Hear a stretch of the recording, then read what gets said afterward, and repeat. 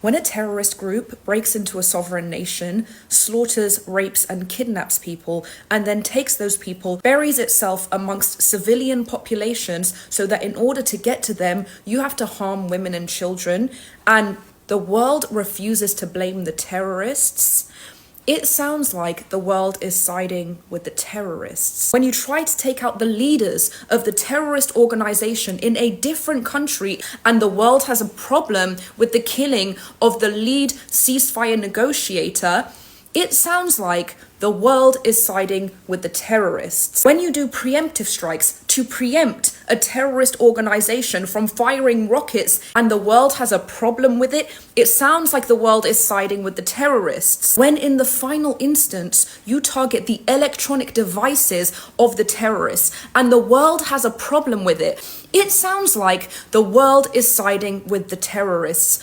Well, that's because they are. So why is the world siding with terrorists? Because they believe that all of this can be resolved with a ceasefire agreement. The reason they believe this is because they think that the terrorists' activities are for the purpose of care, compassion, and protection of others. Why do they believe that? Because of something that is called the red herring fallacy. The red herring fallacy is a tactic used by bad actors to distract from the true motivations of their actions onto a red herring. A distraction. That red herring can be occupation, military presence, war.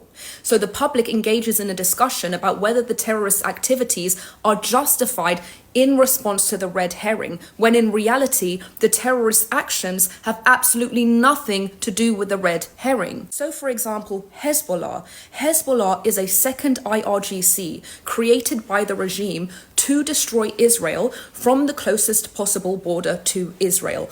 That is the reason for which they exist. But by using the red herring fallacy, the public is distracted by a conversation about the fact that Hezbollah is doing this because of the occupation. Nothing to do with Palestinians. Hezbollah is doing it because of the occupation. You actually genuinely believe that Hezbollah is attacking Israel for no reason at all, just because they don't like Jews. No, they're attacking you because of the occupation. Are you so incredibly ignorant that you don't understand that? And because people believe the red herring, they engage in this conversation about how this can be resolved with a ceasefire agreement. You understand that what you're asking for is an agreement with an organization that was formed for the purpose of destroying a sovereign nation, to promise to stop doing the reason for which it exists. You know that they won't stop doing that. You know that they can't stop doing that. So let's be clear about what you're advocating for. What you're actually advocating for is not peace, but more war.